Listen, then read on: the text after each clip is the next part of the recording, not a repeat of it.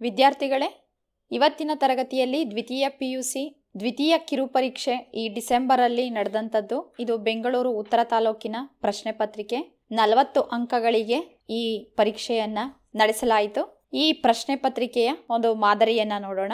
ಮೊದಲನೇ ಭಾಗದಲ್ಲಿ ನಿಮ್ಗೆ ಈಗಾಗಲೇ ಗೊತ್ತಿರೋ ಹಾಗೆ ಪ್ರಶ್ನೆಗಳಿಗೆ ನೀಡಿರುವ ಉತ್ತರಗಳಲ್ಲಿ ಸರಿಯಾದದನ್ನ ಆರಿಸಿ ಬರಿಬೇಕು. ಮೊದಲನೇ ಪ್ರಶ್ನೆ, ಜೇನ್ನೊಣದ ಎದೆಗೆ ಹೂಬಾಣ ಹೂಡಿದವರು ಯಾರು? ಮಾರ. ಮುದುಕ ಇರುವುದು ಎಲ್ಲಿ? ಅಸ್ಸಾಂ. ದಣಿಗಳ ಹೆಸರು ಏನು? ವೆಂಕಪ್ಪಯ್ಯ. ಟೆಲಿಫೋನ್ ಕಂಬದ ಮೇಲೆ ಮೃತನಾದ ಲೈನ್ ಮ್ಯಾನ್ ಯಾರು? ತಿಪ್ಪಣ್ಣ. ಬಿಟ್ಟ ಸ್ಥಳಗಳಿಗೆ ಸರಿಯಾದ ಉತ್ತರಗಳನ್ನು ಆರಿಸಿ ಬರಿತಕ್ಕಂಥದ್ದು. ಇದು 3 ಅಂಕಗಳಿಗಿದೆ. ಧಣಿಗಳ ದಾಂಪತ್ಯಕ್ಕೆ ಮೂಕ ಸಾಕ್ಷಿಯಾದದ್ದು ಬೆಳ್ಳಿ ಲೋಟ. ಭೂಮಿಯ ಮೇಲಿನ ಮೊದಲ ವಿಜ್ಞಾನಿ ಮಗು. ಕಲಾಂ ಅವರ ಆತ್ಮಚರಿತ್ರೆ ವಿಂಗ್ಸ್ ಆಫ್ ಫೈರ್.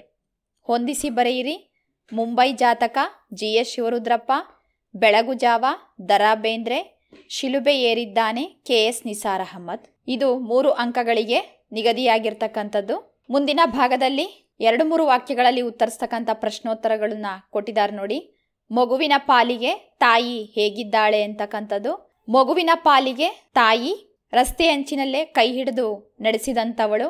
ಇರುವ ಚಿಕ್ಕ ಕೋಣೆಯೊಳಗೆ ಹೊರ ಜಗತ್ತನ್ನ ತೋರಿಸಿ ಪರಿಚಯ ಮಾಡಿಕೊಟ್ಟವಳು ತಾಯಿ.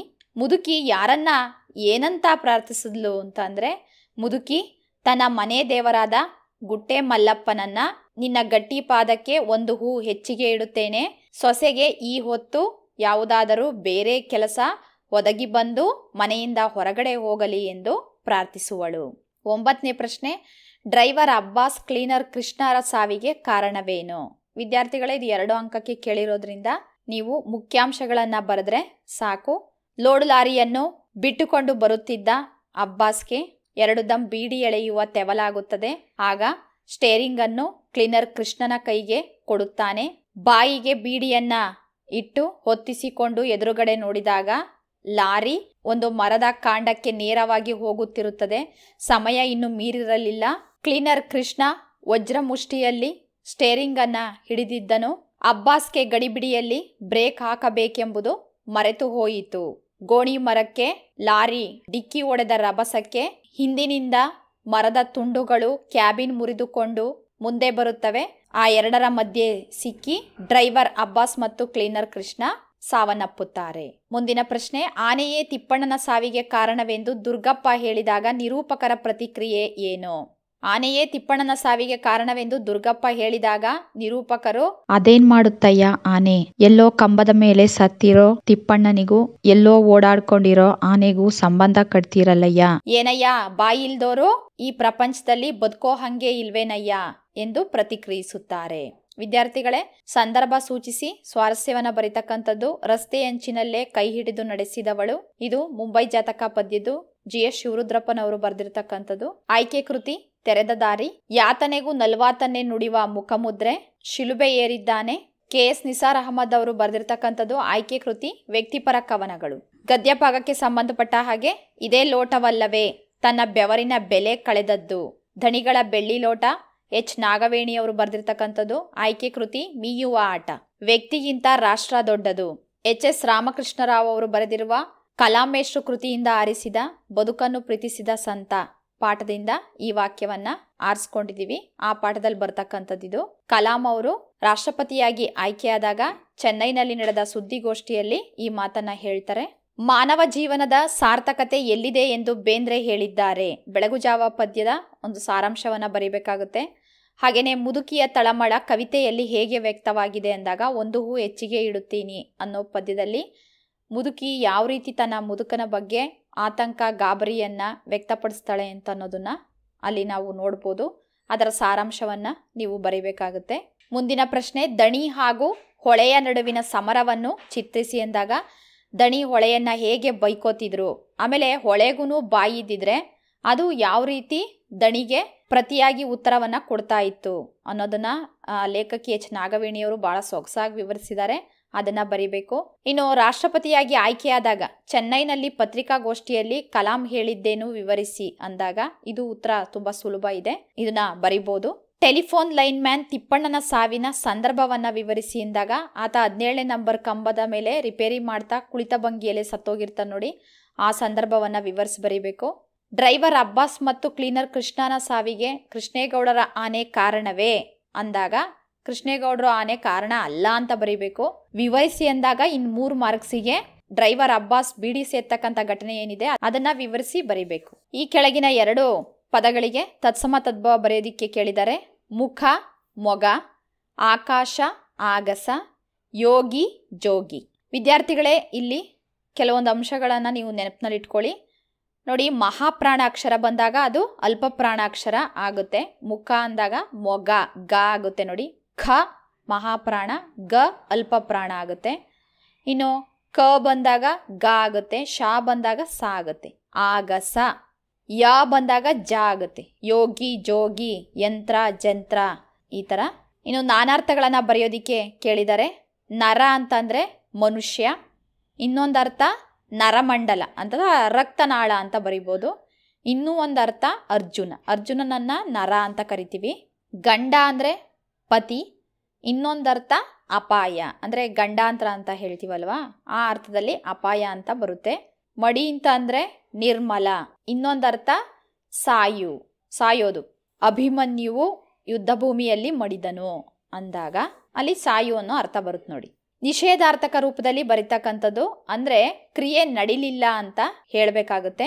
ನಿಂತರು, ನಿಲ್ಲರು, ಹೋದವು, ಹೋಗವು, ಹೋದಳು, ಹೋಗಳು, ಅಥವಾ ಇಲ್ಲ ಅಂತನಾದರೂ ಸೇರಿಸಿ ಬರಿಬೋದು. ನಿಂತರು ಅಂದಾಗ ನಿಲ್ಲುವುದಿಲ್ಲ, ಹೋದವು ಹೋಗುವುದಿಲ್ಲ, ಹೋದಳು ಹೋಗುವುದಿಲ್ಲ, ಆ ಥರನೂ ಬರಿಬೋದು.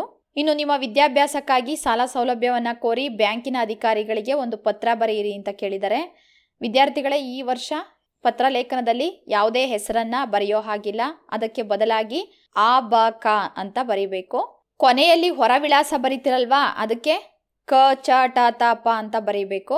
ಇದೊಂದು ಈ ವರ್ಷ ಹೊಸ ನಿಯಮ ಜಾರಿಗೆ ತಂದಿದ್ದಾರೆ. ನೀವು ಪತ್ರಲೇಖನದಲ್ಲಿ ಎಲ್ಲಿಯೂ ಸಹಿತ ನಿಮ್ಮ ಹೆಸರನ್ನು ಬರೆಯೋ ಹಾಗಿಲ್ಲ. ಹೆಸರಿಗೆ ಬದಲಾಗಿ ಆ ಬ ಕ ಬರೀಬೇಕು. ವಿಳಾಸಕ್ಕೆ ಬದಲಾಗಿ ಕ ಚ ಟ ತ ಪ ಅಂತ ಬರೀಬೇಕು. ಇನ್ನು ಪ್ರಬಂಧ ಬರೆಯೋದಿಕ್ಕೆ ಕೊಟ್ಟಿದ್ದಾರೆ. ಕನ್ನಡ ಭಾಷೆಯನ್ನು ಅಭಿವೃದ್ಧಿಗೊಳಿಸುವ ಮಾರ್ಗಗಳು ಅಂತ. ಕನ್ನಡ ಭಾಷೆಯನ್ನು ಅಭಿವೃದ್ಧಿಗೊಳಿಸಬೇಕಾದ್ರೆ ಯಾವ್ಯಾವ ದಾರಿಗಳಿದ್ದಾವೆ ಅಂತ ಅನ್ನೋದನ್ನ ನೀವಿಲ್ಲಿ ಬರೀಬೇಕಾಗುತ್ತೆ. ಇದಕ್ಕೆ ಸಂಬಂಧಪಟ್ಟ ಹಾಗೆ ಒಂದು ಮಾದರಿ ಉತ್ತರ ಪತ್ರಿಕೆಯನ್ನು ಸಹಿತ ನಾವೀಗ ನೋಡ್ಕೊಂಡು ಬರೋಣ. ವಿದ್ಯಾರ್ಥಿಗಳೇ, ಈ ಉತ್ತರ ಪತ್ರಿಕೆಯನ್ನು ಗಮನಿಸಿ ನೋಡಿ. ಇಲ್ಲಿ ಈ ಥರ ಪ್ರಶ್ನೆ ಸಂಖ್ಯೆಯನ್ನು ಹಾಕ್ಕೊಂಡು ಅದ್ರ ಮುಂದೆ ಅದು ಆನ ಈನ ಯಾವುದದು ಅದನ್ನು ಬರೆದು ಅದ್ರ ಮುಂದೆ ಉತ್ತರ ಬರ್ಕೊಂಡು ಹೋಗ್ಬೇಕಾಗುತ್ತೆ ನೋಡಿ. ಮಾರ, ಅಸ್ಸಾಂ, ವೆಂಕಪ್ಪಯ್ಯ, ತಿಪ್ಪಣ್ಣ, ಆಮೇಲೆ ಬಿಟ್ಟ ಸ್ಥಳವನ್ನು ಬರೆದಿರ್ತಕ್ಕಂಥದ್ದು. ಆಮೇಲೆ ಹೊಂದಿಸಿ ಬರೆಯಿರಿಯನ್ನ ಇದೇ ಥರ ಬರೀಬೇಕಾಗುತ್ತೆ. ಮೊದಲು ಪ್ರಶ್ನೆಗಳನ್ನು ಬರ್ಕೊಳ್ಬೇಕು, ಅದರ ಎದುರುಗಡೆ ನೇರವಾಗಿ ಉತ್ತರಗಳನ್ನು ನೀವು ಈ ರೀತಿ ಬರೀಬೇಕು. ಅದಾದಮೇಲೆ ನೋಡಿ, ಮುದುಕಿಯು ಯಾರನ್ನು ಏನೆಂದು ಪ್ರಾರ್ಥಿಸುವಳು ಅಂತ ಅಂದಾಗ ನೋಡಿ ಈ ರೀತಿ ಮುಖ್ಯವಾದ ಉತ್ತರಕ್ಕೆ ನೀವು ಡಬಲ್ ಇಂಟೆಡ್ ಕಾಮ ಹಾಕಬೇಕು, ಅಂಡರ್ಲೈನ್ ಮಾಡಬೇಕು. ಅವಾಗ ತುಂಬ ಚೆನ್ನಾಗಿ ಕಾಣಿಸುತ್ತೆ ಉತ್ತರಗಳು. ನೋಡಿ ಈ ಥರ ಇನ್ವರ್ಟೆಡ್ ಕಾಮ ಹಾಕಿ ಯಾವುದೇ ಕಾಗುಣಿತ ದೋಷ ಇಲ್ಲದ ಹಾಗೆ ಚೆನ್ನಾಗಿ ಬರೀಬೇಕಾಗುತ್ತೆ ನೋಡಿ. ಕ್ವಶನ್ ಮಾರ್ಕ್ ಹಾಕಿ ಇನ್ವರ್ಟೆಡ್ ಕಾಮ ಕ್ಲೋಸ್ ಮಾಡಿ ಫುಲ್ ಸ್ಟಾಪ್ ಎಲ್ಲ ಇಡ್ತಕ್ಕಂಥದ್ದು ಅದೆಲ್ಲ ನೀಟಾಗಿ ಬರೀಬೇಕು. ಆಮೇಲೆ ನೋಡಿ, ಸಂದರ್ಭ ಬಂದಾಗ ಪ್ರಸ್ತುತ ವಾಕ್ಯವನ್ನು ನಿತ್ಯೋತ್ಸವ ಕವಿ ನಿಸಾರ್ ಅಹಮದ್ರ ಶಿಲುಬೆ ಏರಿದ್ದಾನೆ ಎಂಬ ಕವನದಿಂದ ಆರಿಸಲಾಗಿದೆ. ಸಂದರ್ಭ, ಶಿಲುಬೆ ಏರಿದ ಯೇಸುವಿನ ವ್ಯಕ್ತಿತ್ವವನ್ನು ಕವಿ ವಿವರಿಸ್ತಾ ಈ ಮಾತನ್ನು ಹೇಳಿದ್ದಾರೆ ಅಂತ ಬರೆದು ಆಮೇಲೆ ಆ ಸಂದರ್ಭದ ವಿವರಣೆಯನ್ನು ಬರೀಬೇಕು. ಅದಾದಮೇಲೆ ನೋಡಿ ವಿದ್ಯಾರ್ಥಿಗಳೇ, ಈ ಥರ ಸ್ವಾರಸ್ಯನೂ ಬರೀಬೇಕು. ತನ್ನನ್ನು ಶಿಲುಬೆಗೇರಿಸಿದವರಿಗೂ ಸಕಲರಿಗೂ ಒಳಿತನ್ನೇ ಬಯಸಿದ ಯೇಸುವಿನ ವ್ಯಕ್ತಿತ್ವ ಇಲ್ಲಿ ಅನಾವರಣಗೊಂಡಿದೆ ಅಂತ ನೋಡಿ ವಿದ್ಯಾರ್ಥಿಗಳೇ. ಈ ರೀತಿ ಸಂದರ್ಭವನ್ನು ಬರೆದಾಗ ನಿಮಗೆ 3ಕ್ಕೆ 3 ಅಂಕ ಸಿಗುತ್ತೆ. ಆಯ್ಕೆಗೆ 1 ಅಂಕ, ಸಂದರ್ಭದ ವಿವರಣೆಗೆ 1 ಅಂಕ, ಸ್ವಾರಸ್ಯಕ್ಕೆ 1 ಅಂಕ, ಈ ಥರ ಬರೀಬೇಕಾಗುತ್ತೆ. ಮುಂದಿನ ಪ್ರಶ್ನೆ ನೋಡಿ, ಇದೇ ಲೋಟವಲ್ಲವೇ ನನ್ನ ಬೆವರಿನ ಬೆಲೆ ಕಳೆದದ್ದು ಅಂತ ಇತ್ತಲ್ವಾ, ನೋಡಿ ಅದು ಆಯ್ಕೆ ನೋಡಿ.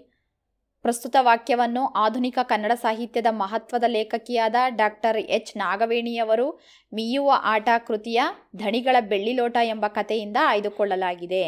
ಸಂದರ್ಭ, ಕುದುಪ ಚಿನ್ನಮ್ಮ ಹೊಳೆಯ ಹೂಳೆತ್ತಿ ದಣಿಗಳ ತೆಂಗಿನ ತೋಟಕ್ಕೆ ಹಾಕುತ್ತಿದ್ದಾರೆ. ದಣಿಗಳು ನೆರಳಿನಲ್ಲಿ ಕುಳಿತು ಒಕ್ಕಲ ಮಕ್ಕಳ ಬೆವರ ಧಾರೆಯನ್ನು ದಿಟ್ಟಿಸುತ್ತಿದ್ದಾರೆ.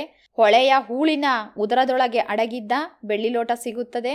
ಚಿನ್ನಮ್ಮ ಲೋಟದ ಚಂದವನ್ನ ಮತ್ತೆ ಮತ್ತೆ ತಿರುಗಿಸಿ ನೋಡುತ್ತಿದ್ದಂತೆ ಆಕೆಯ ಒಡಲಲ್ಲೂ ಅದೆಷ್ಟೋ ಭಾವನೆಗಳು ಗಿರಕಿ ಹೊಡೆಯುತ್ತಿರುವುದನ್ನು ಕಥೆಯ ನಿರೂಪಕಿ ವಿವರಿಸುತ್ತಾರೆ. ಆಗ ಚಿನ್ನಮ್ಮ ಮೇಲಿನ ಮಾತನ್ನ ಹೇಳ್ತಾಳೆ. ಸ್ವಾರಸ್ಯ, ಕಳ್ಳತನದ ಕಿರೀಟವನ್ನು ತನ್ನ ಮುರುಕಲು ಗುಡಿಸಲ ಚಾವಣಿಗೆ ಜೋಡಿಸಿದ ಬೆಳ್ಳಿ ಲೋಟವನ್ನು ನೋಡಿ ಚಿನ್ನಮ್ಮಳ ಮನಸ್ಸಿನಲ್ಲಿ ಬರುತ್ತಿರುವ ಭಾವನೆಗಳನ್ನಿಲ್ಲಿ ಕಾಣಬಹುದು ಅಂತ. ವಿದ್ಯಾರ್ಥಿಗಳೇ ಇದೇ ಥರ ಬರೀಬೇಕು, ನಿಮಗೆ ಪೂರ್ತಿ ಅಂಕ ಸಿಗುತ್ತೆ. ಆಮೇಲೆ 4 ಅಂಕದ ಪ್ರಶ್ನೋತ್ತರ ನೋಡಿ, ಈ ರೀತಿ ಸುಮಾರು 8ರಿಂದ 10 ಸಾಲು ಉತ್ತರ ಇರಬೇಕಾಗುತ್ತೆ. ನೋಡಿ, ರಾಷ್ಟ್ರಪತಿಯಾಗಿ ಆಯ್ಕೆಯಾದಾಗ ಚೆನ್ನೈಯಲ್ಲಿ ಕಲಾಂ ಅವರು ಏನಂತ ಹೇಳಿದ್ರು ಅಂತ ಅನ್ನೋದನ್ನು ನಾವಿಲ್ಲಿ ಗಮನಿಸ್ಬೋದು. ನೋಡಿ, ಈ ಥರ ಎಲ್ಲ ಇನ್ವರ್ಟೆಡ್ ಕಾಮಗಳು ಹಾಕಿ ಗದ್ಯ ಪಾಠದಲ್ಲಿ ಹೇಗಿರುತ್ತೋ ಉತ್ತರ ಅದೇ ಥರನೇ ಬರೀಬೇಕು. ನೀವು ಇದನ್ನೆಲ್ಲ ಕತೆ ಮಾಡಿಕೊಂಡು ಬೇರೆ ಥರ ವಾಕ್ಯ ಮಾಡ್ಕೊಂಡು ಬರೆದ್ರಿ ಅಂತಂದರೆ ಅದಕ್ಕಷ್ಟು ಮೌಲ್ಯ ಇರಲ್ಲ. ನೋಡಿ, ತಿಪ್ಪಣ್ಣನ ಒಂದು ಸಾವಿನ ಸಂದರ್ಭ ನೋಡಿ, ಈ ರೀತಿ ಪ್ರಶ್ನೆ ಬರೆದು ಅದ್ರ ಮುಂದೆ ಉತ್ತರ ಬರಿಬೇಕಾಗತ್ತೆ. ಭಾಷಾಭ್ಯಾಸದಲ್ಲಿ ಕೆಲವರು ಬರೀ ಉತ್ತರನಷ್ಟೇ ಬರ್ಕೊಂಡು ಹೋಗ್ಬಿಡ್ತೀರಾ, ಆ ಥರ ಮಾಡಬೇಡಿ. ಈ ಥರ ಬರೀರಿ, ಪ್ರಶ್ನೆ ಬರ್ಕೊಂಡು ಬರೀರಿ. ನೋಡಿ, ಈ ಥರ ನಾನಾರ್ಥಗಳು ನೋಡಿ ಇದೇ ಥರ ಬರೀಬೇಕು.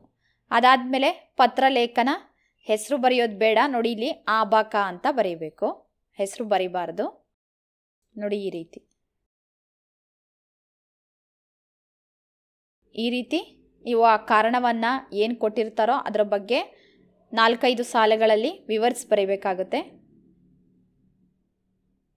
ಕೊನೆಯಲ್ಲಿ ಧನ್ಯವಾದಗಳು, ಇತಿ ನಿಮ್ಮ ವಿಶ್ವಾಸಿ. ಇಷ್ಟನ್ನು ಬರೆದ್ರೆ ನೀವು 40ಕ್ಕೆ 40 ಅಂಕಗಳನ್ನು ಪಡಿಬೋದು.